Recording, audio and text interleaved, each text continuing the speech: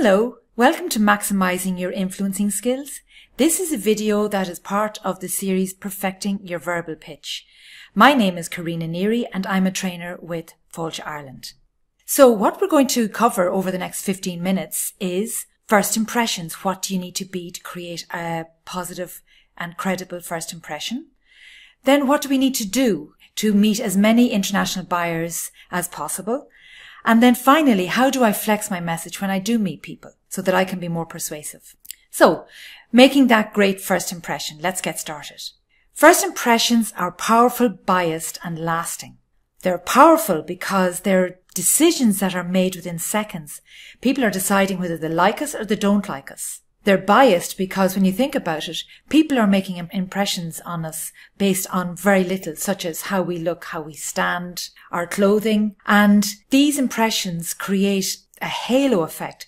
When people see us in a positive light and they think about us afterwards, they then think, well, that person whom I met at such and such an event, they could be good to do business with. But in fact, there's very little evidence to go on to believe that. It's literally them seeing us positively in one situation, they transfer that belief to another situation. So you want that bias to work in your direction. But first impressions are also really lasting because once people make a first impression about us, afterwards they're really just looking for evidence as to why they have that opinion about us. They're not really looking for new ideas. They've made up their minds and they're just looking for confirmation. It's called the confirmation bias. Okay, so we know they're important. Let's look at 4 steps to make a great first impression. So we saw in that introduction there that appearances really are important. We know that appearance gives us authority. A very interesting book written by Robert Cialdini. He's a psychologist and he's written a world famous book on how we influence people. And he talks about the influence that our appearance has in giving us more authority. So what you want to do is dress in a way that gives you a very positive first impression. And I'm not suggesting that we all show up in a suit at every single event. For example, say you're running a surf school down in Sligo. If you were to show up at Mehel in a suit, that mightn't work. So it's really about having the type of outfit that really creates the right impression. That's what we're talking about. The second thing that's amazing is body language. We know, don't we, that body language affects other people's view of us. But what Amy Cuddy has uncovered, and it's explained really well in her TED Talk, is that our body language also affects us. In this image, you can see she's in what she calls a superwoman power pose. And she has discovered that if you stand in that power pose for 2 minutes, it literally changes your physiology. It increases our testosterone, which is our power hormone, and it decreases the stress hormone, which is called cortisol. So it's really good if we're feeling powerful and we're feeling relaxed. That's really what you want when you're going into a situation. However, obviously you can't stand in front of somebody in that power pose. You need to find some place quiet, such as a bathroom or whatever, and just practice a power pose before going into a challenging situation. And just take a look at this image here. Imagine if you showed up in that power pose. This is a famous image of Christine Lagarde, and you can see the effect she's having on the poor former Prime Minister of Greece. He's actually adopting a low power pose. He's shrinking and making himself small while she's standing over him and making herself very powerful. I wouldn't say he's feeling too good.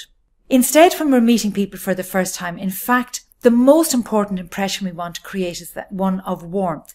And when you think about it, this image of the Queen when she visited Ireland is the most famous image because she was showing such warmth.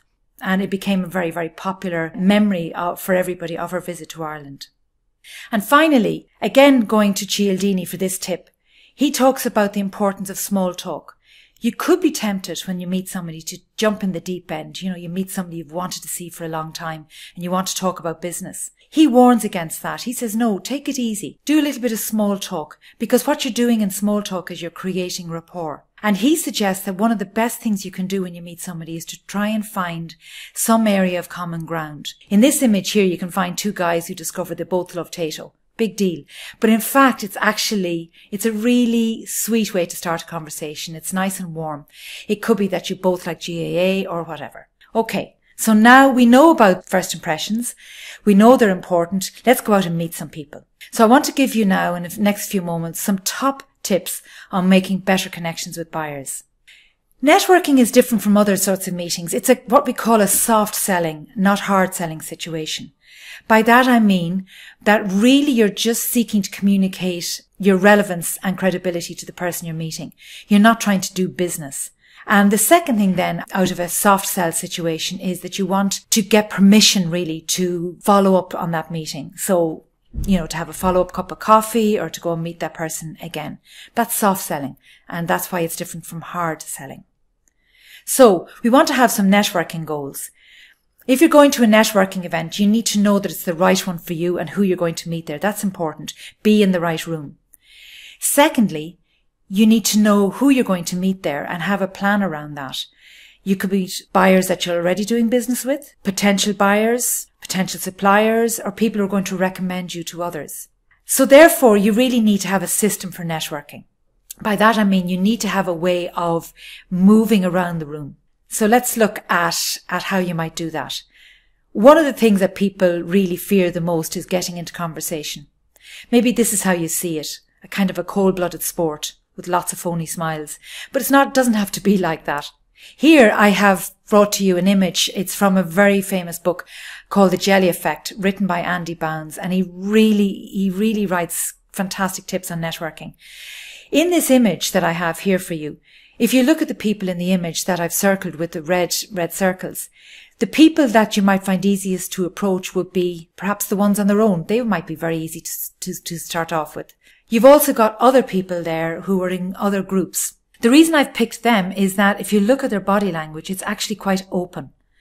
And the way you can see that is that their stance is open, and also if you look at the way their feet are pointing, they're not pointing in towards each other, but rather open in the way that they're facing out to the room. So they're almost inviting people to join them.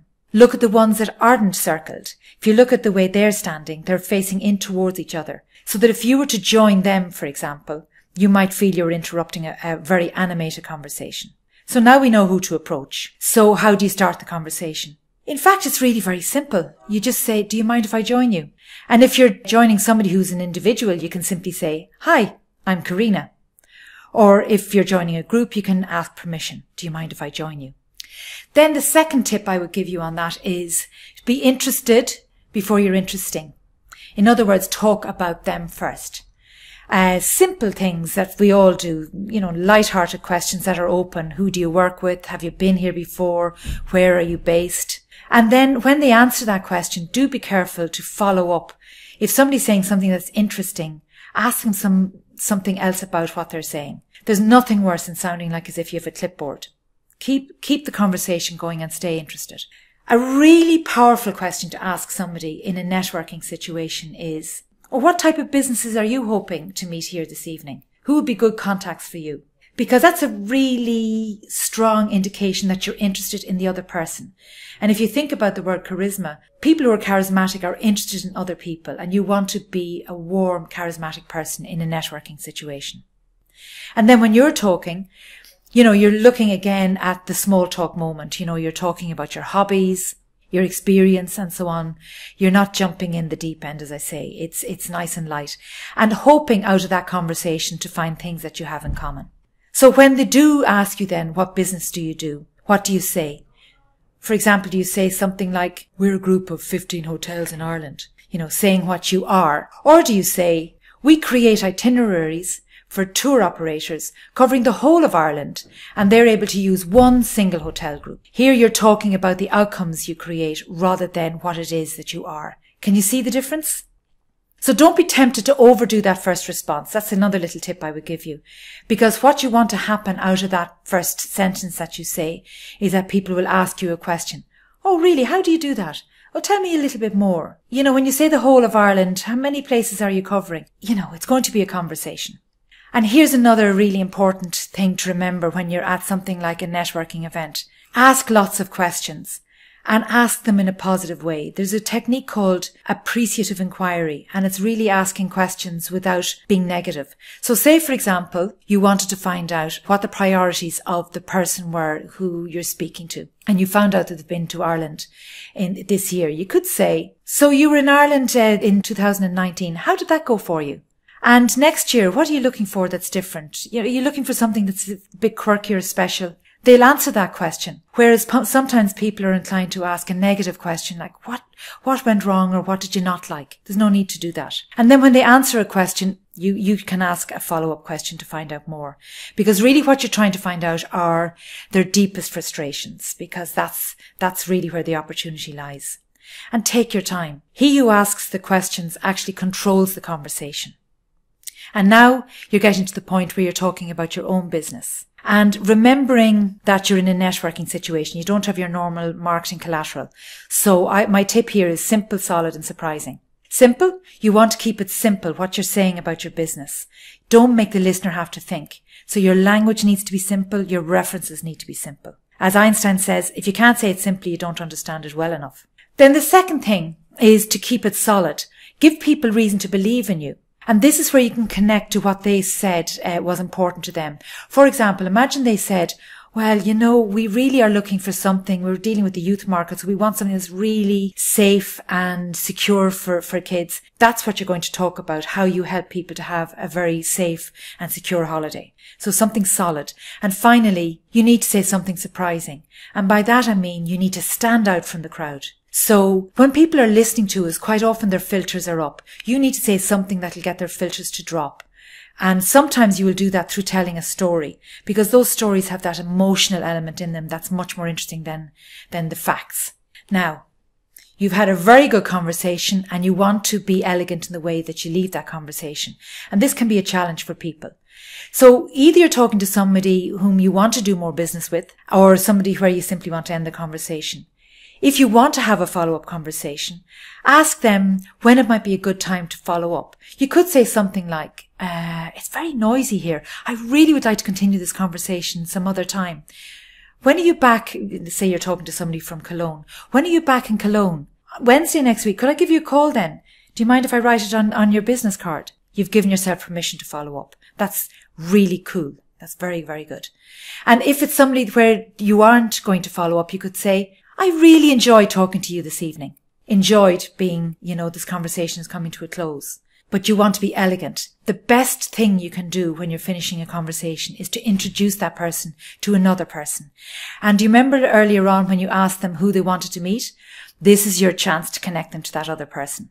So, we have top 3 ideas to take away from this video. First one is, first impressions are decisive, so make sure you are making the best possible impression you can. Secondly, networking is one of the most powerful ways you'll ever make connections, so have a system for doing that, and I've given you lots of tips. And do also check out Andy Bounds.